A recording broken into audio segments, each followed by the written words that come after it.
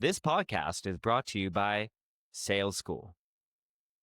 Sales School in Aflac, Los Angeles is #1 in the country, where top agents are made, deals get done, and yes, the duck would totally enroll if he could. Join the best, learn from the best, and sell like the best. Right here in Los Angeles with Michelle Lee.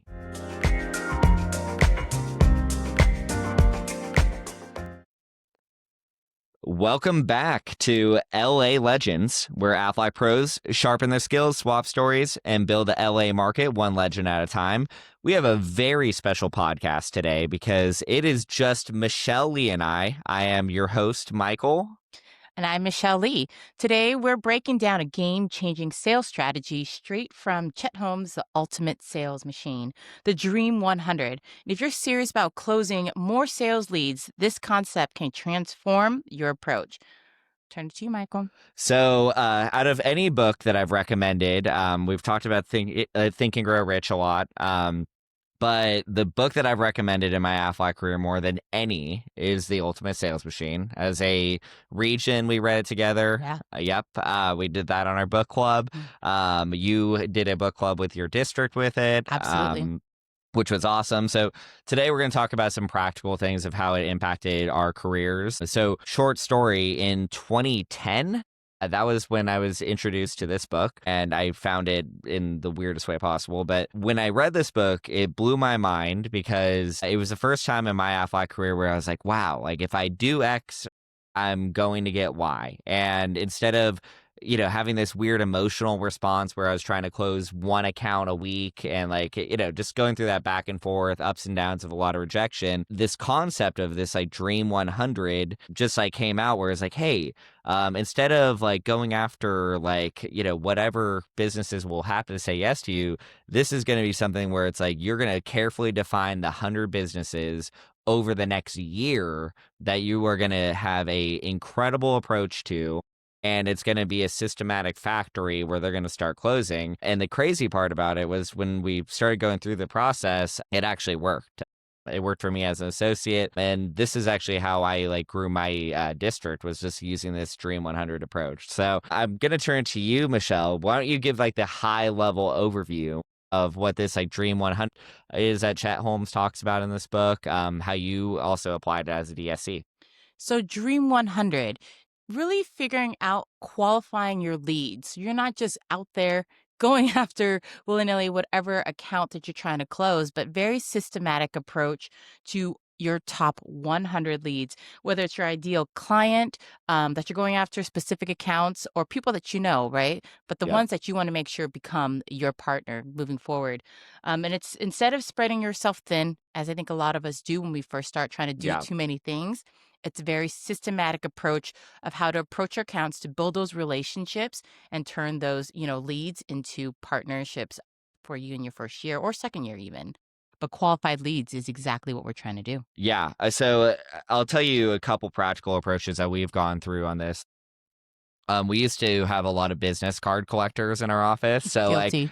so we would have stacks of business cards, mounds of them, like 600 business cards, and they weren't necessarily going through a process. I do want to just put a huge disclaimer out there for anybody that's actually listening to this, that this doesn't mean that you have 30 leads and you just go after 30 leads over and over again. Don't go after Bob's liquor store every single day and bug the hell out of that guy. But this is taking those large grouping of leads, so 600, and putting them through a filtration process, Mhm. which I think is empowering, of deciding who who deserves your attention, who deserves to be part of that Dream 100 list. So, what are some examples? I have some that you would have your team do when they're actually defining, okay, who deserves this list to be elevated in this Dream 100. So what are some of those for you? It starts with doing some research on those leads. So you're not going them completely cold. It doesn't take long for us to do research. Right. Some of these, and they're not always massive accounts too. Some of these are mom and pop shops at 15 to 30 man accounts. Yeah. So we're going for maybe a couple big ones, but definitely our mid-level accounts. Doing some research, figuring that, and geography, I think, is a huge part of defining what goes into this list as well. Thank God you said that. Yeah. Thank God, because I think you just nailed two important ones. So a initial failure for me was going too big. I was like, oh, my Dream 100. They're all going to have over 100 employees. And then the crazy part was they all ended up having a broker. The sales cycle was super long, and I ended up going broke before any of those ended up closing. So it's good to have a couple of those big ones. But can you talk to me, the geography one? You just like hit a big hot button for me. So why is the geography part so important? Talk about that. So geography, you think about it, we're in California and traffic is a real thing. We got to Hmm. be able to maximize and utilize our time effectively. And so keeping geography to within the same city or even a couple blocks of each other, you're more effective with your time. But it gives you an opportunity to actually build a relationship to get to that decision maker, to get them to say yes to you, if you can actually keep it in a very centralized area for yourself. Sure. And then you can actually pocket those days. So you're not driving from Long Beach to, Irvine to back to Torrance all in the same day. You're going to Right. spend more time in the car. So why not be very geography specific and then multiple blocks at the same time? Yeah, I'll say mistakes I've made and I've seen a lot of associates make is they're like, you know what, I'm going to do this Dream 100 thing. They pick 15 businesses. Maybe they're being a little bit too picky, and then they're all across Southern California. And they're like, oh, yeah, man, I'm totally elevating my Dream 15. But what they're really doing is just like feeling like they're busy. So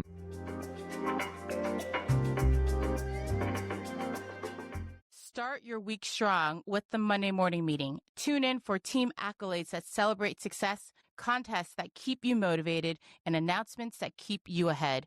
Don't just start your Monday, own it with the Monday morning meeting.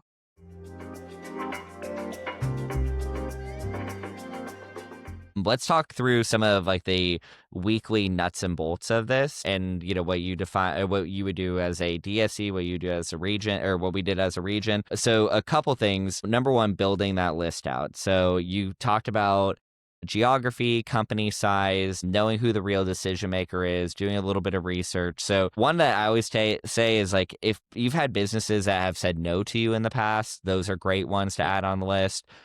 Competitive situations, if we run into any of those, sometimes even just like, hey, referrals and stuff that maybe we just didn't follow up that well. That's a good way to start building. But what we always like to tell people is don't be overly critical on like, oh, these are have to be magical. It's like, it's better to have a good chunk. How did your team, like, let's talk calendar, on a weekly basis approach their Dream 100? What were some of your expectations as a DSC? So we split it up. So in that, obviously doing 100 leads all in one week isn't going to work. You got Right. to geography wise, you want to break it down. So we would split it into two separately lists.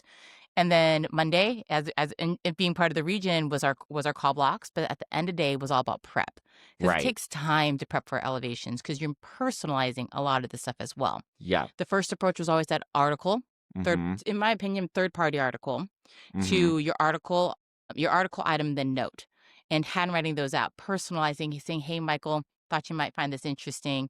Use a pun because now we got Yeah. uh, Chat. ChatGPT to help us out, Yeah. and then being not too picky about the items, but something that's affordable in bulk to just do that, but prepping it all on Monday for that week, and Yeah. then using a system. A selfish plug, we should get them as a A sponsor. cost sponsor, Root XL, Yeah. to map it out so we know Tuesday morning, what am I doing? Where am I going? And I just go execute. Yeah. Same thing for Wednesday, Thursday when their field days. So I want to highlight a couple of those things, like people that are looking at the nuts and bolts of this. So when this is a weekly thing, and you said an important thing, which is not spending too much on a item. So the idea is, if you're doing this for 100 businesses, don't spend more than $1. Sometimes we have associates that get excited when they hear about this concept. They buy a $25 item and they do it one time, and then they're like, it didn't work. But this is a step-by-step process where ideally, and I'm just going to give like my perfect world, you're an associate out there and you've canvassed, 200 doors or Mhm. 300 doors or 400 doors. And of those 400, you picked 100 businesses that didn't move forward yet, but you know that the decision makers there, they're in a centralized area.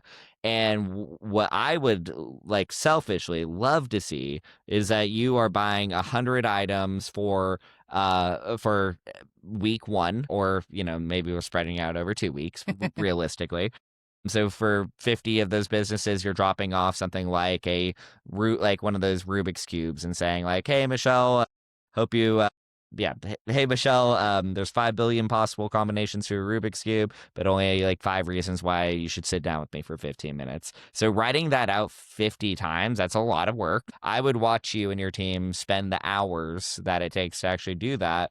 But on the other end of it, I also saw you taking a ton of people through the new agent success bonus, and actually consistently closing accounts all the way through their 15 accounts. It wasn't like magic, it was actually just a systematic approach. So, can you talk me through, as a DSE? So, you had that Monday. On Tuesday, a lot of times they would go out there and be elevating too. So, how would you check in with them?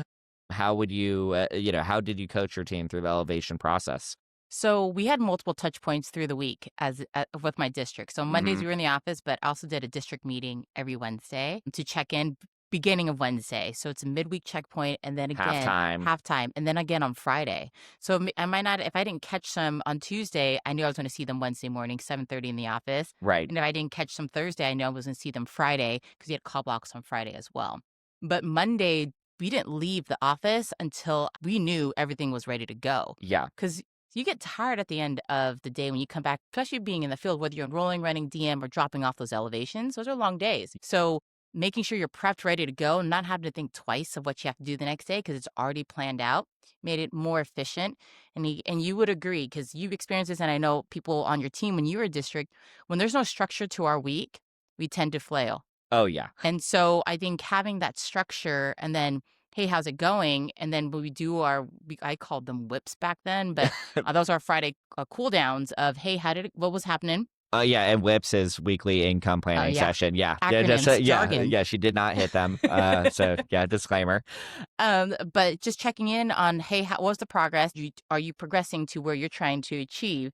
And which ones did you get in the next step? Are you tracking it as well? Yeah. Tracking is a huge part of the Dream 100 progress. Yeah. So I'll give you guys a couple more just nuts and bolts of, tracking, all that stuff, best practices. So, number one, Michelle, you nailed it, which is writing out the notes before you end the day. I have lied to myself, and I'll probably do it again, but I've lied to myself a million times of like, I'll write out those notes when I get home. And it's like, it just doesn't happen. So doing the research, writing out the notes, mapping out where you're going for the week, when you're going to do your 50 in-person drops on Tuesday, Wednesday, Thursday.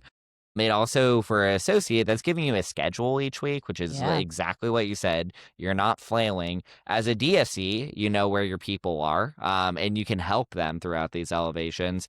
But there's this underlying point that I want to make sure that we're hitting here, which is it removes the emotion about making it about following up on one.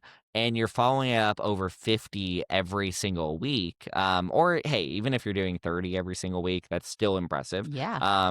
But it makes it so you're not like, oh, am I bugging them? You're putting them all through a very assembly line systematic process. Mhm. It feels very unique for every one of them because handwritten notes, Yeah. little unique item. So it doesn't feel like it, but it does help from an emotional standpoint because on average, we always say it's cool when you get a account off after one or two approaches. It's cool, but that's not the norm. That's not usually what Yeah. happens. So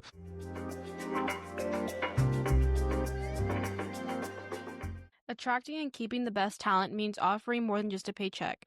Aflac Value Added Services delivers real life support for your team. Advocacy and Wellness, 3 programs from Health Advocate SM offered in combination.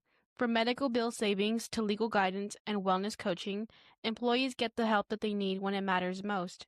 Aflac Value Added Services, because supporting your team means supporting their whole well being.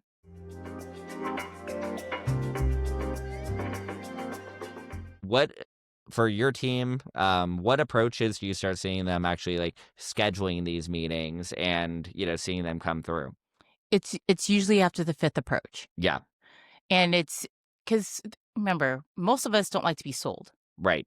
We gotta spend a little bit time working at it, and, when it's hard work, we always know the payoff is so much better, and so For for sure. us, it's usually the 5th to 8th approach in our when I was with my team of getting that appointment, and it made it that much sweeter because now when we're sitting down, they're seeing the value because they realize this is a partnership, we're trying to build a relationship, and I'm not going away for one, but a great way for you to continue to drive value by dropping off something that could be particular to that company. So usually the 5th to 8th approach, I think we're still right there right now. Yeah. Some of them are actually getting shorter, but then we've got obviously those few that might take that 10th to 11th approach as well. Yeah. I think that that's always a good expectation is for yourself. And when they surprise you and close sooner, Yeah, that's great. That's exactly. amazing. So, a couple other ones that I just want to make sure that we're throwing out to the team. We always see that, hey, most of our team gives up and most salespeople give up after 2 or 3 approaches. So if you're taking this to heart, you're already separating yourself and making yourself a 10 percenter if you're hitting your 5th, 6th, 7th, 8th, 9th, 10th approach. Hmm. And I would love to just say, like, I don't like bragging too much, but I'm going to brag on myself for a second and you. So as a scratch district sales coordinator, my little small but mighty team, in our first year together, we did 89 accounts all through elevations, 0 broker relationships. Hmm. And it was just using this because on Wednesday and Thursday, those were our big elevation days. We all were just knocking it out. Where on Wednesday and Thursday, if we weren't running a employer meeting, we were doing elevations right after our midweek halftime check-in. So building that in also, it just like helped a lot for our team.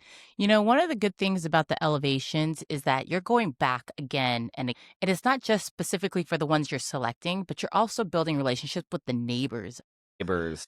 those leads as well that might not be part of the elevation quite yet, but you're still going back in person. So, shout out to my first associate, Brenda Huerta, out of Texas now, but she did that so well, So well. where she owned blocks and she was closing week after week accounts within that Consistently. same block Yep. because she kept going back for her elevations. And so we know it works. We've seen it, and it's building that list. It's because you would drive, you know, 30 minutes to a place if that's what happens. 30 minutes, and I say with traffic, if there's more than one lead that you're following up Yeah. versus driving, 45 and the likelihood of you going back is unlikely. Yeah. So if So you're knocking out geography. 15 elevations all on one block, I mean, it's like, by the way, like we don't get paid hourly. So like, Yeah, I'll be real. Like most of my team from 10 to 12, they grinded out their elevations, hit 15 to 20. And then I'm pretty sure that they went to like have margaritas by 1 like that, that was like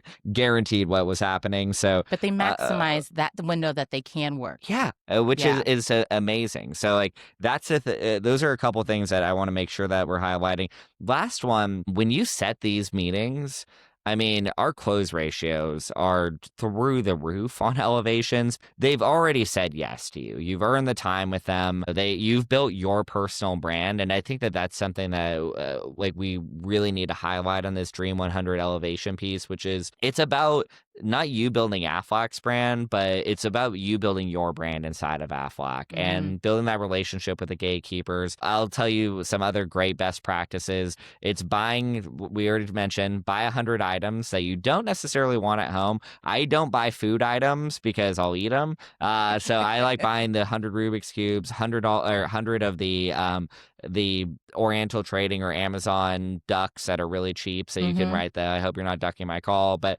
the scratchers, things like, but I loved things that would end up on their desk. Yeah. Brain teasers. I used Brain to buy brain teasers. teasers for my Puzzles. puzzles Yep. because when people are trying to think through things, they tend to want to work with their hands Yeah. through it too. So it doesn't take a lot. Yeah. Rulers Yeah, that you guys heard, rulers. Dave Randall talk about Yep. in a previous podcast. Like it's the little things that that if it's in front of them, it's gonna remember you. Yeah. Whether they've said yes to you or not, because Yeah. it's practical stuff they're using in their desks as well.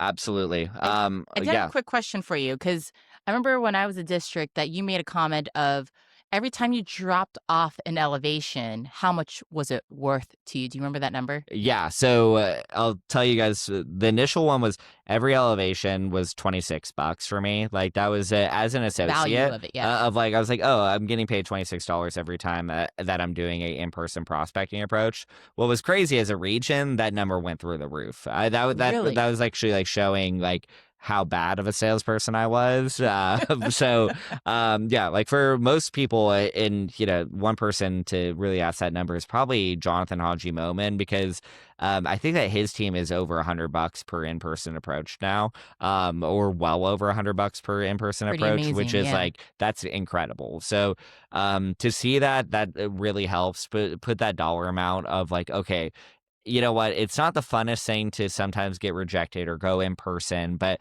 if you know, hey, if I spend, the next 4 hours and I hit 20 of these places where I did a little bit of research, picked an article, wrote a nice note and did these in-person approaches and made sure that it ended up on the employer's desk, then at the end of the day, like I made a extra $500.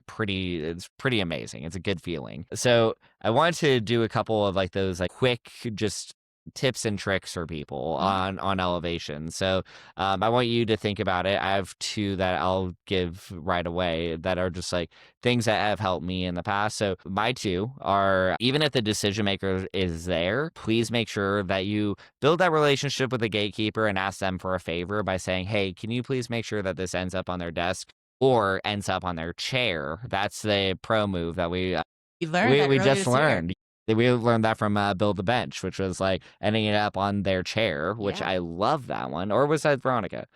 I don't know, but someone else said that, I was like, "Yes," and I Yeah. actually talk about that in sales school now. Yeah. So making sure that it ends up on the decision maker's chair. I love that because also how frustrating it is when you're following up with a business and like you're like, oh, I followed up, but the decision maker wasn't there. You didn't actually do anything to move it along. So that touch point is there. So that's one tip and trick. The other one that I have for everybody is just build out this Dream 100 calendar for the next 8 weeks. So what I mean by that is like how many businesses you're approaching, when are you approaching, what are you dropping off, what items and articles. So when you have that list, you just get to do it. You basically are, as one of the regions say, you're basically a FedEx person that's like doing your drops, but you're getting paid a hell of a lot more because these ones will become your clients. So I'd say building out that calendar is huge, and just sticking to it is my big ones. How about you, Michelle? So, funny enough, I'm gonna actually touch on that calendar thing, because what we do today yields results usually 2 to 3 weeks later. Would you agree? Yeah, So, if you don't execute your plan this week, you're behind. This is from leaders, some of our, mentors and leaders today of, if you're not winning today, what did you do the last 6 weeks ago? What yeah, did you do 4 weeks ago? Calendaring 8 weeks out, you know the results are gonna come if you actually put it into your calendar, plan it out. So tips, you took my words, was nice. calendaring, because Uh huh. I'm a firm believer in structure, and getting the items right and ready to go and not spending much. That is huge. You guys can be so creative with these too. So creative about themes. You guys think about. I loved using the holiday calendar. If you guys Google Yeah, holidays every single day, you'd be surprised and some of the good stuff you can find ahead of time, planning ahead, and because elevations do take time, block that time out.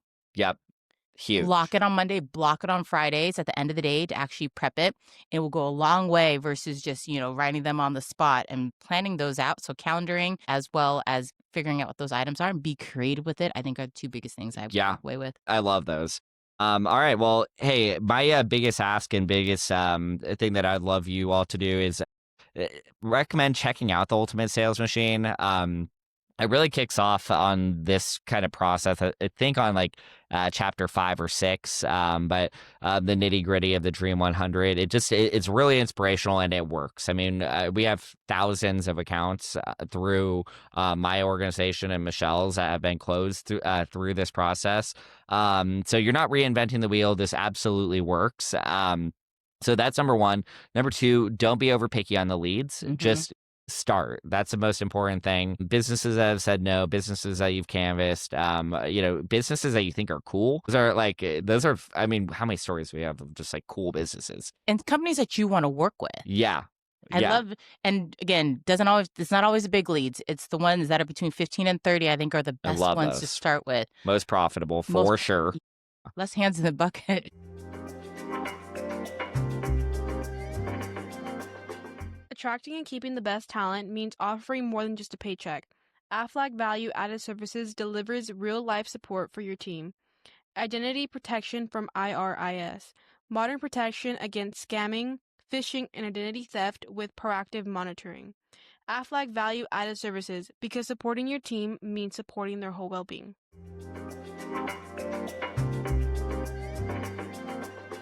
Those are a couple of those big ones that we have for you.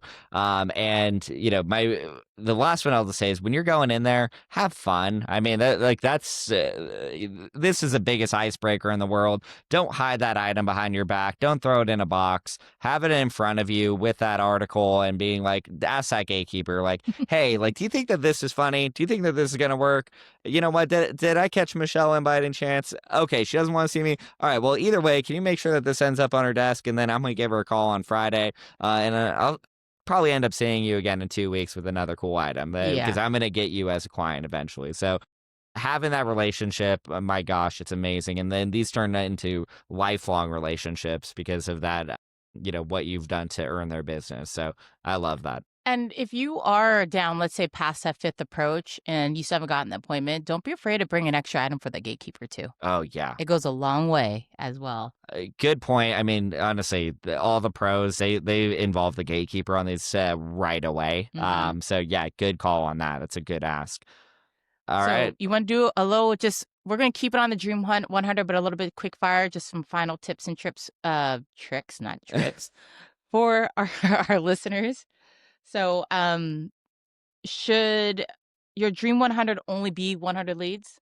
It shouldn't be more than 100 in my opinion. And I think the minimum number should be about 40, to be honest. It doesn't really matter the exact number, but I always find like 40 makes it so you're not getting too emotional about one specific lead. Yeah. And 100, I'm telling you, especially as you're closing deals, managing 50 in-person approaches thoughtfully on a weekly basis and then cycling to the other 50 on week 2 and then cycling, that's the number. So I wouldn't do more than 100 or you're not really giving that like really cool, unique approach. But yeah, you'll always have some funneling in and you're going to be closing a lot of groups. So you'll have plenty of funneling out as well. Yeah. And then just to make sure, we talk about a biweekly approach in sales school. So Yeah. as I mentioned, you split the list. So every other week, you're working on the list in person and then using the phone or email or handwritten notes for the follow-up the next week. Yep, absolutely. And, a big ask, and I know you did this, and it's something that we across the board believe in. Even if you are a RSC, I mean, I was overseeing a pretty large organization last year, but I still had my Dream 10. And that got me across the line in Q4 with just a couple of these cases. And, it was just utilizing the exact same methodology, nothing different. And it absolutely works. And the last one, biggest mistake you see people make with a Dream 100? I think it's overqualified, like being like, these have to be the perfect leads or something like it's honestly, if you've canvassed an area and have a business card, and let's say that they have more than 5 employees and you know who the decision maker is, just that's good enough in the beginning. Like, so start off with, you don't have to do it perfect, just get started in doing it. Don't over plan on this thing or you'll never get started. And then the other one that is so obvious is stopping too soon. Yeah. Like, that's the one that it's like, we see it too soon. But if I promise you, and this is a promise that I make to a lot of people, if you promise to do at least 50 in-person elevations every single week, if you do that and don't make a minimum of $100,000, I'll write you a check. Like, I'll write you a check for $10,000 because I know for a fact that this works. So if you do that, that's a challenge that I'll throw out to this entire team. So yeah. yeah. Every time I think of this, I think of, that meme of a guy like mining for diamonds, and then the Yeah. picture of him turning around and the diamonds are just on that next like Yeah. dig. Yeah. And It's a how good actually, visual. yeah, it's just like if you keep going, you'd be surprised where you can go. Yeah. So do Yeah. not give up too Especially soon, guys. nowadays, I just like it's a unique, very human approach to our version of marketing. And like it's a really good way to get in person. And, I even say for people that are doing a lot of large case enrollments, even mailing out elevations, like it's better than nothing because people Yeah. don't get cool mail with like little gifts in it. So like Mhm. that actually 100% works, especially if you're sitting at a large case enrollment during Q4. Definitely helps.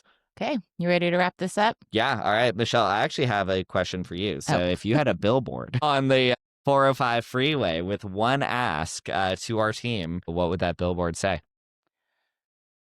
Oh my gosh, I have no idea. Have a structure and follow the process. Have a structure, follow the process.